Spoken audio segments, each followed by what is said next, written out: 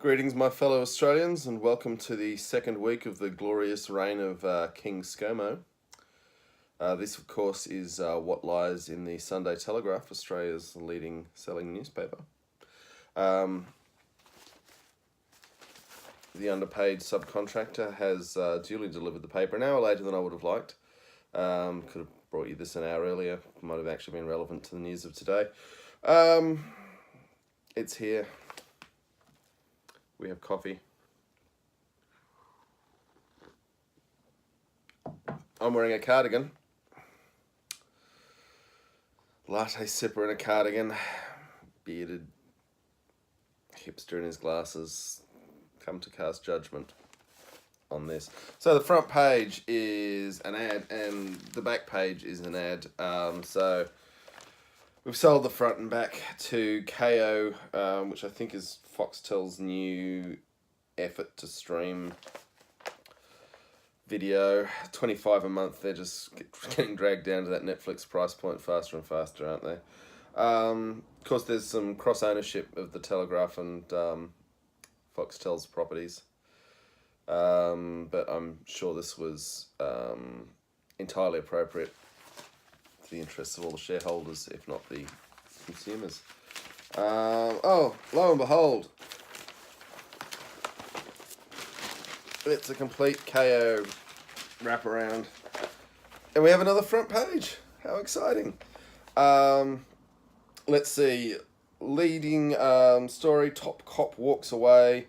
Homicide detective Gary Jubilant has handed his retirement papers after being taken off the William Terrell investigation and put on desk duties. Right, you know, the trouble with New South Wales corruption stories is many times in the past, obviously not talking about anyone currently alive, the most corrupt cops have been the ones who talk to the media the most about corruption. So it's always hard to tell, and you suspect that the absolute straight edge, above the line kind of police never talk to the media or even write books about it. I suspect that. And I know a few cops. So it's all smoke and mirrors, and it's hard to see what. But he's, you know, if you're on the front page of the Telegraph, you're not going quietly into the good night, are you? What else have we got? Taylor Harris has been photographed high kicking. So girl power. Now, obviously, the Telegraph's a little conflicted here because they hate internet trolls, by which they mean anyone online with an opinion who doesn't work for the News Limited. On the other hand, female empowerment is not their strongest suit, but if they can pretend to be interested in female empowerment while attacking online trolls, and you know what, the Taylor Harris trolls, I'm not defending them, those guys are dickheads. Just trying to deconstruct the Telegraph's thinking on that, or what passes for thinking. Wave of gang terror. Police warn people to stay off streets at night as violent robbers hunt for victims. Wow, there we go. Fairfield is a suburb under siege after gangs of violent youths turn into the worst robbery hotspot in the state. So, a very safe corner of the world has a slightly less safe corner of the world. Not that I know anything about this situation on the streets in Fairfield. I'm just applying some critical thought to the language here. Also based, the Telegraph has a terrible history of these beat-ups coming out of nowhere, going nowhere. The only thing they've ever achieved is actually informing groups of young people that they had some power. Not the young people who particularly want to be empowered, mind you, but... So what else have we got here? 30 young men, all under 25, have been charged with 77 robbery offences since January. Well, that sounds like the police are doing their jobs and the system is working reasonably well. So, according to information obtained by the Telegraph and circulated among officers this week, one of whom gave it to the Telegraph, there were 13 robberies around Fairfield in April alone. which is 13 more than would be ideal, I grant you. But I would posit that one low-level robbery every 2 days is not exactly streets of fear by world standards. There are places with that population density all over the world where they get that many murders in a month. Interesting they're stealing phones, because I thought they were quite hard to get any money from these days. But the big thing is, if you're robbing someone, you steal the phone not to sell it, because they'll find my phone very quickly. You steal the phone to stop them calling the police. So it's really just aggravating what they're actually robbing, not stealing the phone for its own sake. Right, the message to parents was to keep their children home at night. I am going to go out on a limb here and say the parents who have that capacity are not the ones whose kids are doing this in general, by and large. There might be some kids saying, oh, Mum, going to go hang out at Gary's, and then leading a life of crime, but I'm guessing most of the kids committing these crimes don't have a great home life.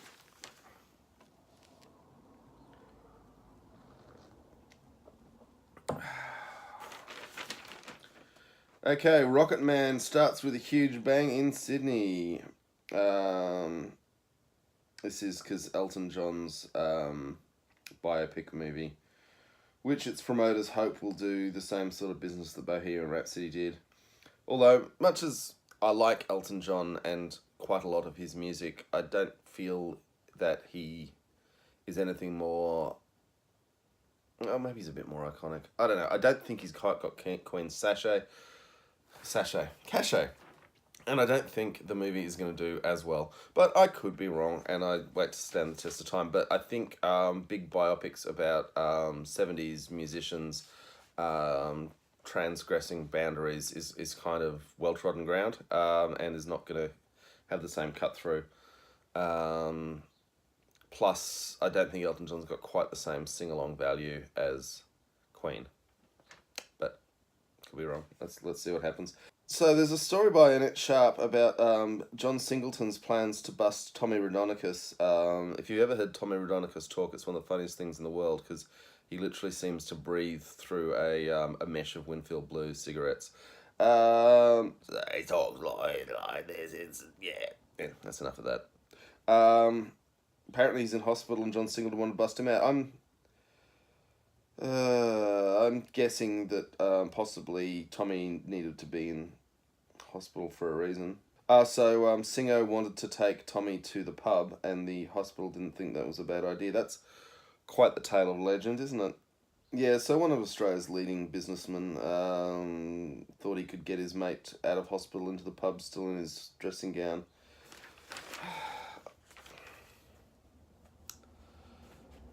I suppose it's worth having stories like this. I'll give him a tick for that one. More on the William Tyrrell cop. Top cop hands in his badge. Deeply sad. Talking to the media about it. Of course, they're mentioning that Gary Jubelin shot to prominence through the Underbelly TV series. When contacted yesterday, he said, I'm not allowed to comment. But he's posed for the cameras. Okay, it's going to be years before we get the truth out of that one. Oh, Married at First Sight's Jessica Power is now being pursued by Bernard Tomic, according to her. Yes, Bernard wants to catch up. Power 27 confirmed, saying he had contacted her via social media. Tomic is currently in Paris preparing for the first round at the French Open tomorrow. Men give me a lot of interest. I enjoy the interest, Power said. I enjoy the attention. The guys just seem to not be able to stay away.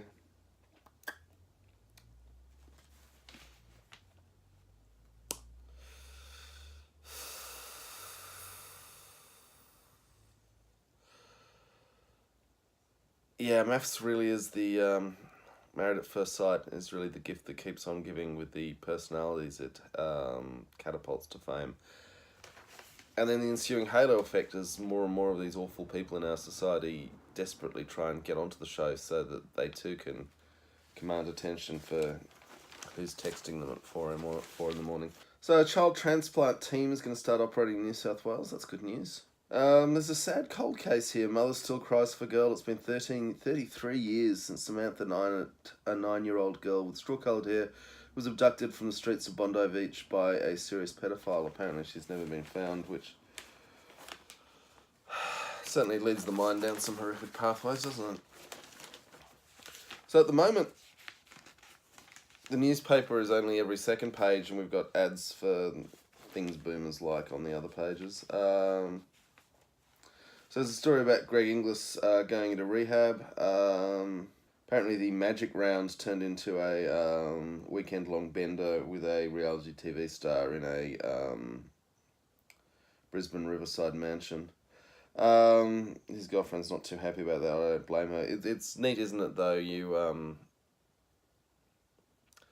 leave your partner for a bender with another woman, and then you just blame it on the substances and pop yourself into rehab, and I guess everyone's calmed down by the time you come out. Is most of the effect of rehab. I've never been in rehab, but I did live with someone once who'd spent a fair bit of time there, and as far as I can tell, it's mostly about people with substance abuse issues finding more people to party with when they come out. I'm sure someone will object to that characterization, but that's my lived experience. So Lady Sonia banned me from her house. Right, Danny Minogue is revealing the life she lived with Julian McMahon, which must have been at least 20 years ago. 1994, so 25 years ago. Breaking news in the Telegraph. Celebrity gossip from a quarter of a century ago.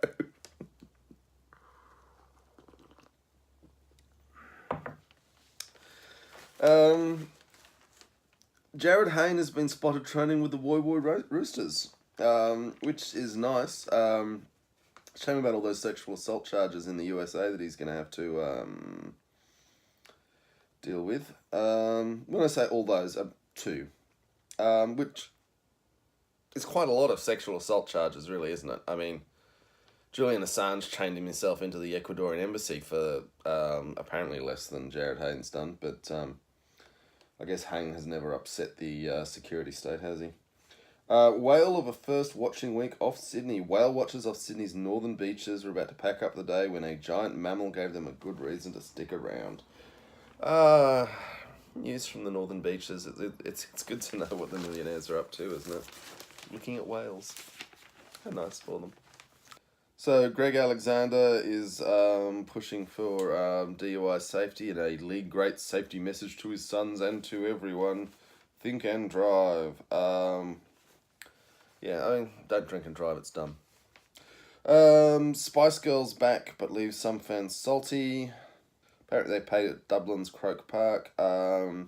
Victoria Beckham did not join them. She did post on social media, good luck to the girls today as they start their tour. Some fans were disappointed by horrific sound issues. Look, I wasn't there. Could be the sound was off. There is an issue that if you've only ever listened to a band via small speakers or headphones, the live experience in very large venues is normally quite disappointing until you, well, large venues are not good for high quality sound. It's not the same as hearing a studio recording. Ministers heads to roll. Future in doubt. Melissa Price in environment and Mitch Fifield in communications. Well, so they should. Staying put. Peter Dutton. This is the first real news of this paper on page 15. Isn't that great? Although admittedly 7 pages were ads, so we could argue that it's really page 8, I guess. Hang on. Let's call it page 9. Be charitable. They're only the biggest selling newspaper in the country. Annika Smethurst, of course, the school prefect. She reckons Melissa Price and Mitch Fifield will be dumped from cabinet when Scott Morrison unveils his new ministry today. I would say she's very well informed, so if this doesn't happen, I'll be surprised. Staying put, Peter Dutton, Greg Hunt, Maurice Payne, Josh Frydenberg, Matthias Cormann, Dan Tehan in education, and Christian Porter as Attorney General. There's a couple of moderately competent people in that lot. Future in doubt, Melissa Price and Mitch Fifield, so apparently they're dumped. And moving up, we have Alan Tudge, Jane Hume, Julian Lisa, Linda Reynolds, Arthur Sinodinos, Ken Wyatt, Ben Morton, and Susan Lay. Aside from Susan Lay and Sinodinos, Ken Wyatt, I'll grant you, you'd be hard pushed to pick the rest of those out of a lineup, but there we go. Albo is pictured in a t-shirt that possibly is ill-advised for that pose. He's vowing, "I'll make Labour the natural party of government." So, yeah, Albo's going to lead. He's not the worst human being going. Whether he's making Labour the natural party of government really means not attacking any of the vested interests that are destroying the wealth of Australia. But I know, I get you can't do any good if you can't win. So, sure. Not that the Telegraph's discussing any of those sorts of issues, because this is the vested interests of the looting class being represented, mostly with distraction. So, Pariah in his $9 million mansion. They've got Rolf Harris and a patch of the Thames that I think is featured on Grand Designs, or certainly looks similar. And he's being shunned in the village, as pedophiles often are. Apparently his wife has late stages of Alzheimer's, and he builds model houses for the few friends who've stood by him. It's all very sad, but I don't have a huge amount of sympathy for him. I feel this article's trying to engender a little more sympathy than possibly they should. Although having cheated on his wife so much, it's, I guess, good that he's standing by her as she breathes out her last with Alzheimer's. Oh, we've got another whinge from an Australian athlete of the past who didn't win because she didn't cheat. This one is Janelle Pallister.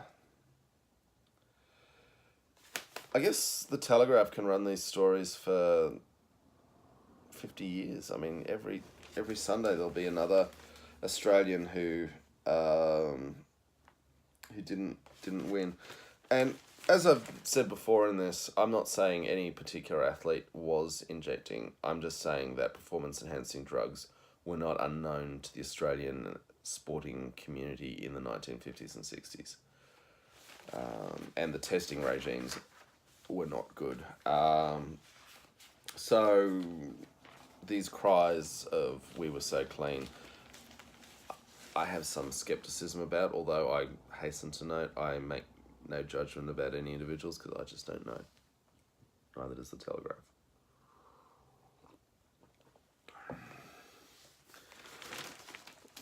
Page 19, Charles Miranda, exclusive, why X hits the spot. Peter Stefanovic has revealed his shame and how he only uses taxis now as he prepares for his television comeback after his infamous Ubergate controversy.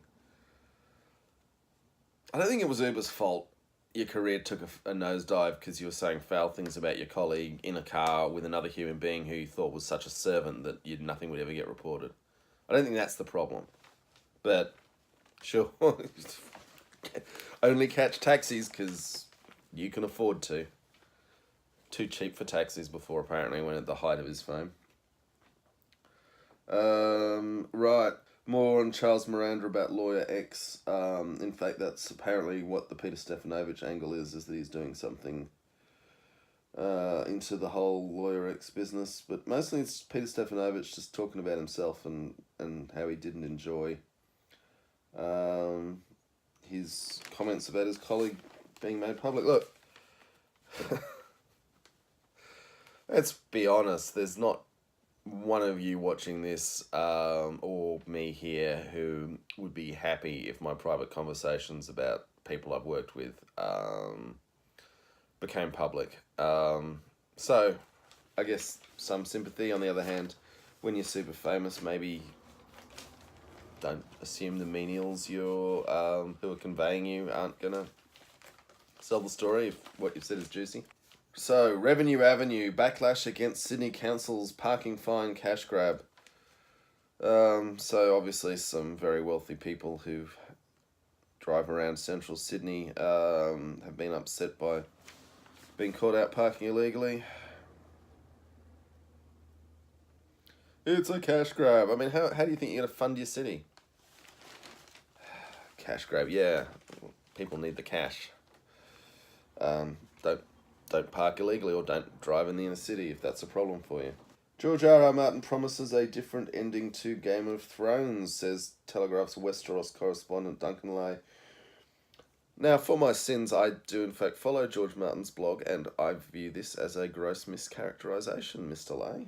In fact, to be fair to Duncan Lay, his article does not make this claim. This is the sub-editor has thrown this grossly misleading headline onto it. No doubt the clicks will be very rewarding.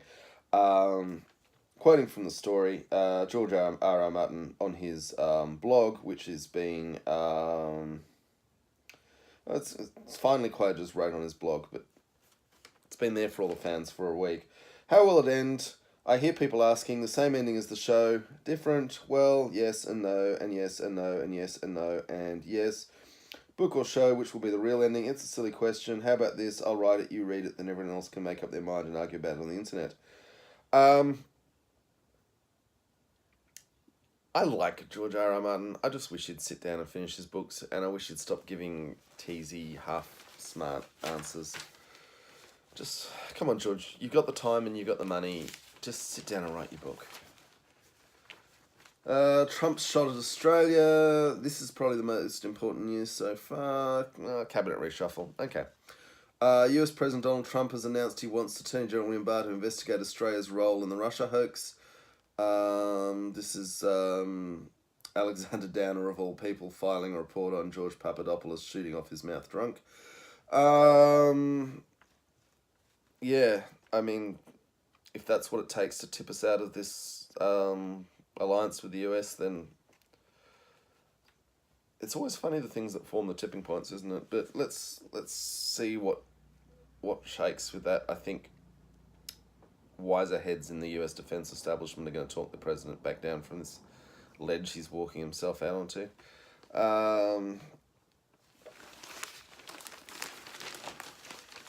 2 pages of ads for Domain. Couldn't buy Clive Palmer a seat, but maybe you can sell a couch. Miranda Devine. What have we got here? Greenie's stupidity, a gift to savvy Morrison. Sagely, Miranda observes, what a difference winning makes. We've gone from climate change is the greatest moral challenge and the planet is going to die in 12 years to Queensland Labor's Premier Anastasia Palaszczuk backflipping last week and offering to fast-track the Adani coal mine. Labor and the Greens told us this was the climate change election, that only a knuckle-dragging cave dweller wouldn't agree. No wonder people wouldn't tell pollsters their real intentions. You know what? Miranda is right that it is astonishing how a quite narrow election victory has reshaped the landscape, and we now have a triumphant coal industry running rampant across the nation. But anyone who chose to vote Liberal at the last election must have known that they were, should have known they were voting for the coal industry. And anyone who said that climate change mattered to them and voted that anyway was a real dumbass. Trust me, I've got stronger language than that. I'm just trying not to get filtered too hard on YouTube. Cause can't afford to lose the views, let me tell you. What you're seeing across the nation is a capitulation to power,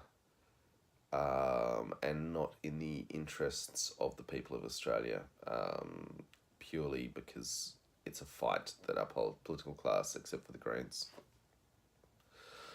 are too afraid to engage in on our behalf, even though it is absolutely in the interests of the average Australian to shut down the coal industry.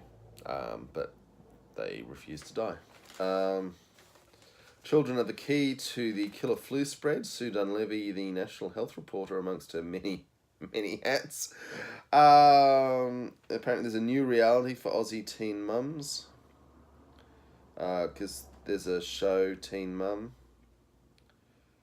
Um, it's a reality show, new reality for Aussie teen mums. It's possibly the best joke ever made in the Sunday Telegraph headlines, and still not very good. There we go. Tourism might save drought-hit river. Seems unlikely, doesn't it? World first adventure trail stretching more than 1,300 kilometres along the Murray River is set to draw hundreds of thousands of visitors. The Murray River Adventure Trail will extend from Lake Hume near Albury all the way to Mildura in Victoria. Now, I've driven from Albury to Mildura. I'm astonished to hear. Oh, okay, yeah, about 1,000. I'll give them that. The trail will feature 1,040 kilometres of cycling and walking paths and 1,390 kilometres of river for kayakers, although I don't think they've done too much work on the river for the kayakers. It is hoped that federal government will provide money to ensure completion of the highly anticipated... You haven't even got funding. Jesus. Now. The source. Political gossip with Annika Smethurst, Linda Sidmalis and Miranda Wood. And the thing I love most about doing it this way is possibly the intern wrote it, and they stick the triumvirate's headings on top, or possibly none of them are willing to have their names individually on any of the garbage. This is quite tricky to frame. So the headline is Dogged by Loser Tag, and the first part is The Knives are well and truly out in New South Wales politics. Ooh. With one of Barry O'Farrell's former chiefs of staff, Peter Schmigel, describing Senator Christina Keneally as a vote loser. So this is a guy who worked as a staffer for a Liberal New South Wales Premier, has said something slightly catty about a former Labor Premier. That's your first item. Stay classy. Liberal Party members have long considered themselves as having a little more grace and decorum than the ratbags in Labor. Wow, the source just calling Labor ratbags. And Liberal Party members. I mean, have you met young Liberals? If you're going to talk about scum, that's where you'll find some scum. But the source reckons that's the next page. Oh, they're both as bad as each other, but I've just called someone ratbags. Far from being gracious in victory, a former Liberal campaigner who worked closely with Julia Banks during her successful 2016 election win fired off a text last Saturday, informing her in detail how thrilled he was that she had lost. You stay classy, Liberal Party. So, having led with that Labor are ratbags, there's someone sent a text to someone. It wasn't very nice, but we won't tell you what was in the text. We're just telling you we heard there was a text. So Barnaby Joyce didn't make it to the Nationals' first party room meeting, possibly because McCormack would have killed him or tried to.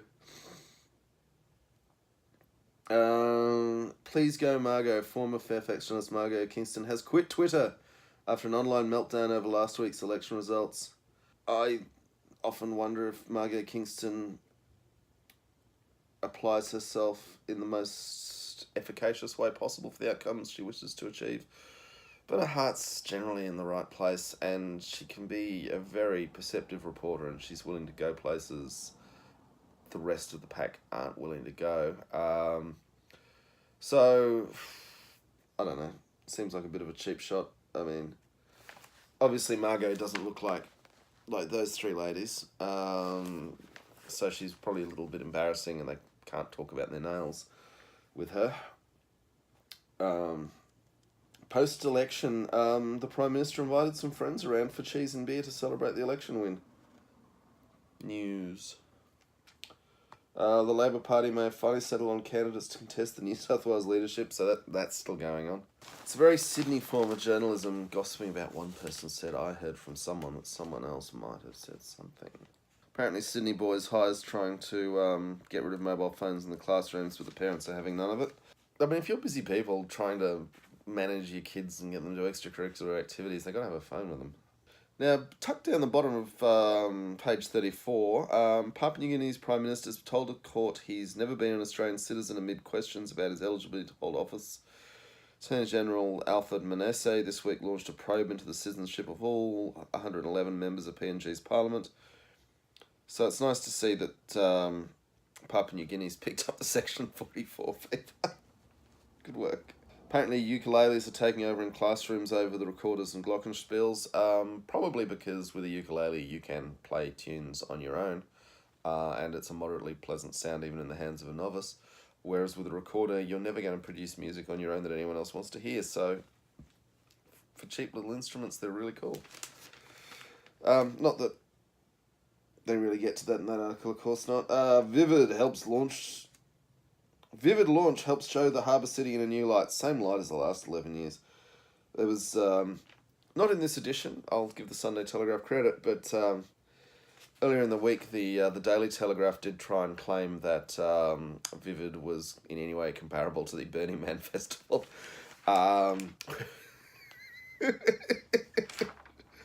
I mean, these Vivid and White Night, and in Canberra we have this thing called Enlighten. It's all the same mob doing projections on the buildings. It's all about ripping off artists and not paying them enough so that middle-class people can,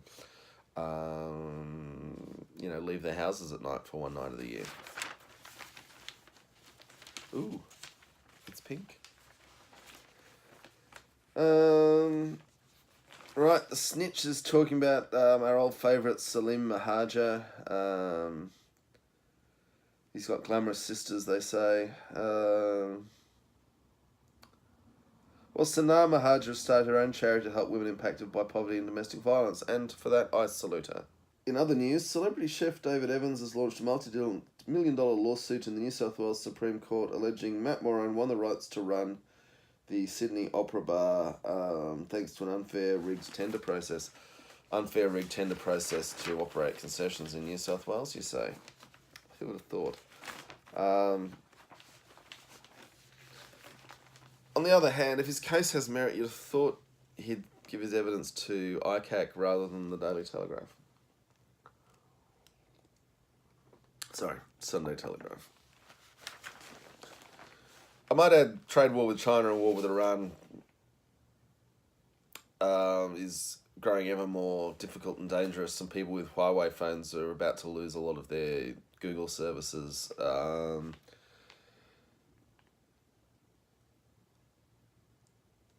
And you'd have thought someone having their maps vaporise could be quite the sob story. But apparently not. So here's a nice media release. Star Wars in a Flight of Fancy. The new Star Wars themed area Galaxy's Edge at Disneyland in Los Angeles opens next week. To celebrate, Aussie fans are taking off on a special flight today. We can't wait to treat fans to an amazing themed flight. Can you think of anything worse than being on a Trans-Pacific flight with a Star Wars theme?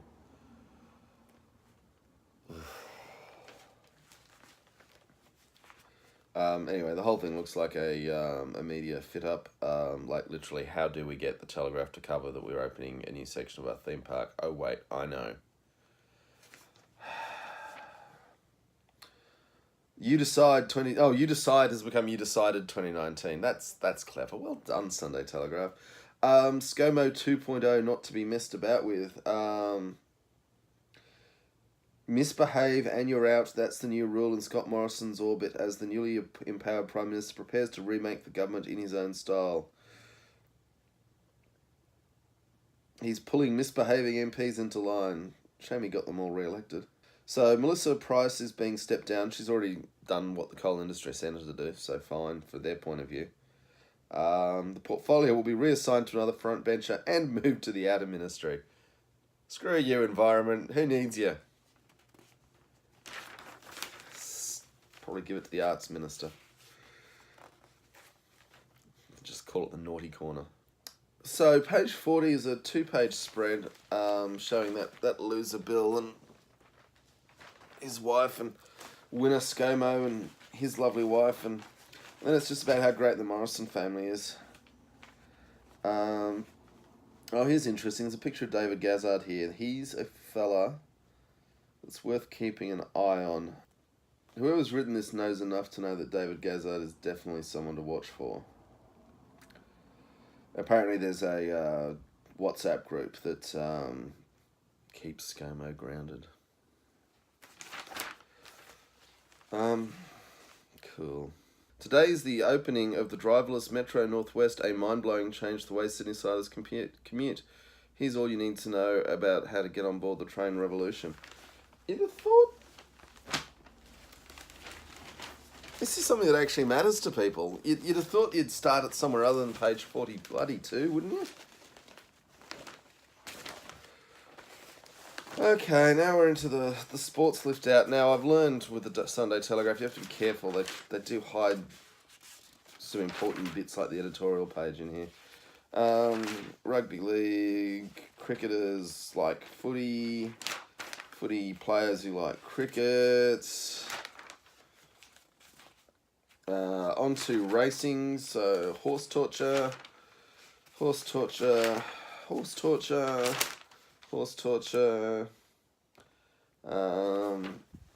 a holiday, body and soul, back to the horse torture with wheels, more horse torture, dog torture. Sport, which I guess we could call human torture. The humans do seem to enjoy it, I'll give them that, and are capable of choosing this life. So if I had to bet on anything, I'd probably really rather prefer it on Jessica Halloran is saying how great is Ash Barty. Ash Barty is great. Well done. Right, we've got 2 pages on game addiction and Fortnite, and how to deal with Fortnite addiction.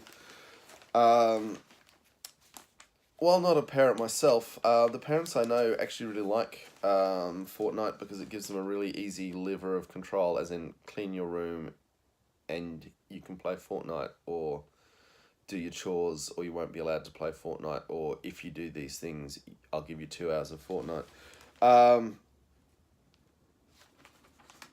I've got to say, I've tried to play it, and I wouldn't say I'm the greatest gamer in the world, but I've certainly played computer games for a very long time. It just doesn't do it for me. But good luck to people who like it, and, it's taught the world how to floss, so it can't be all bad. When I say flossing, I mean the dance move, not the... Yeah. Right, world. Hope a new British PM can find a way to Brexit. Yeah. Not really. Seems unlikely. French police hunting bomber. Harry won't chuck a tantrum over Trump. That's a polo pun. Apparently Harry's off playing polo, which is more important than his young child. Peter Credlin. Well done, ScoMo, but the evil Labour's coming after you. Don't sell elbows short. So it's thumbs up to former Abbott Deputy Chief of Staff. That would be under Peter Credlin. Andrew Hirst deserves his large share of credit for last weekend's extraordinary election win. Who says good guys in politics don't win? I'm going to say I don't think Hirst is that great a guy. Just based on having been a Deputy Chief of Staff to Tony Abbott. I have no other knowledge of his personality, but that'll do it for me. Thumbs down. Theresa May gets the thumbs down from Peter Credlin. Maybe they can...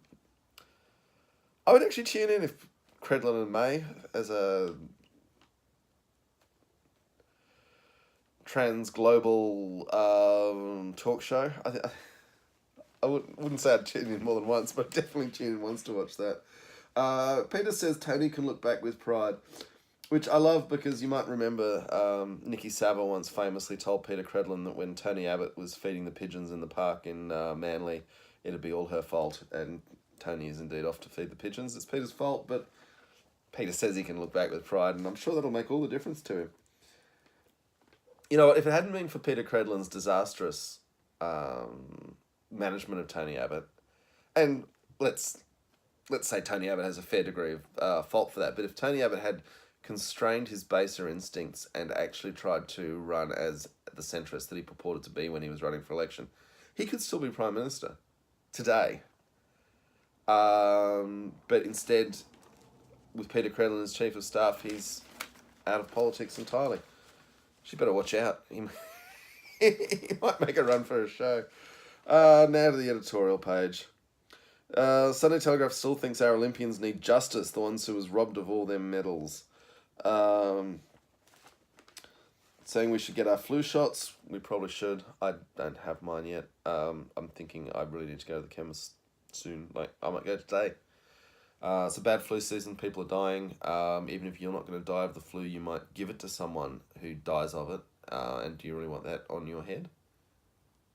I mean, that'd keep you up at night, wouldn't it? So, yeah. What lies in the Daily Telegraph gives its full endorsement...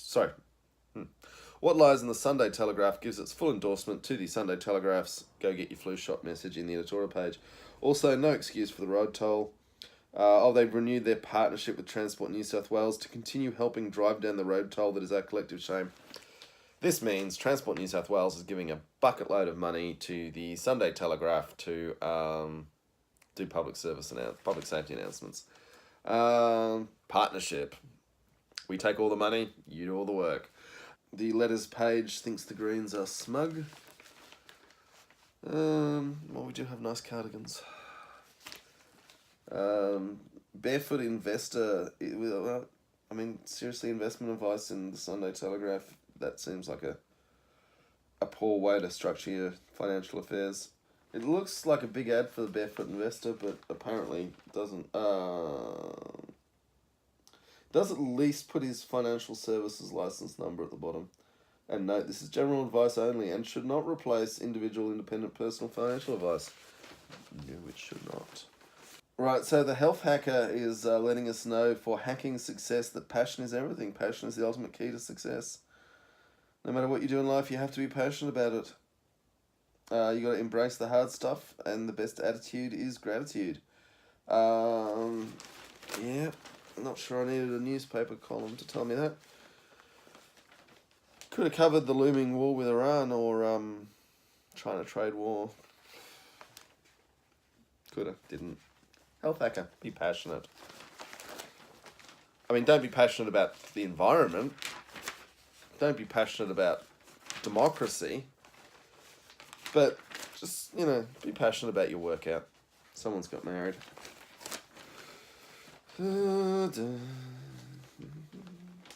So 3.5 stars for the Elton John biopic Rocket Man. That suggests it is not in fact going to be the next Bohemian Rhapsody, doesn't it? That's page 103. We get an honest opinion about the thing we're promoting on page 2, though. Still, they made it in. Could be the editorial police have given up by then.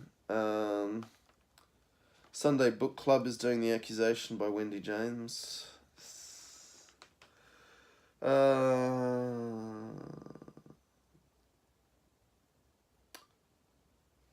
Alex Lay, Billy Ocean.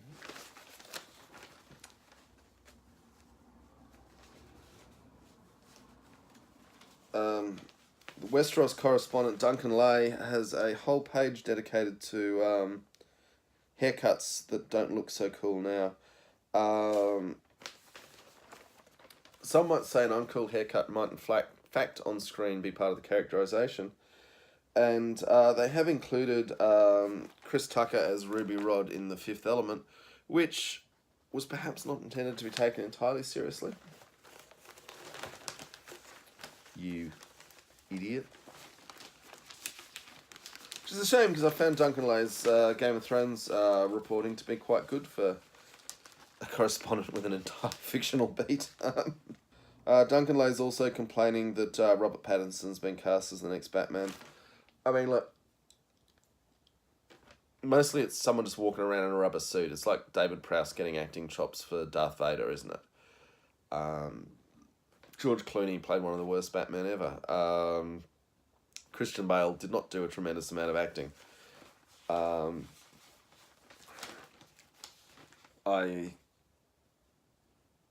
don't care.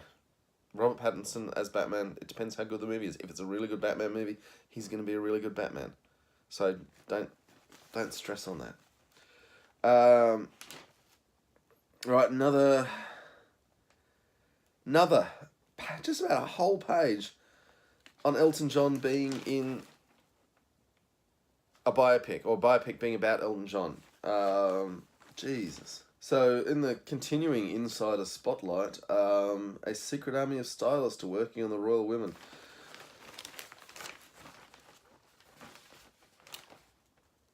I'm going to go out there and say that for at least 1,000 and possibly 5,000 years, royal women have had a considerable army of stylists making sure that their manner of dress conveys the messages that are intended. And if someone's running a story about it, it's because they want to run a story about it, not because they want you to know anything new. So, Doris Day died, and I don't care. And, well, I mean,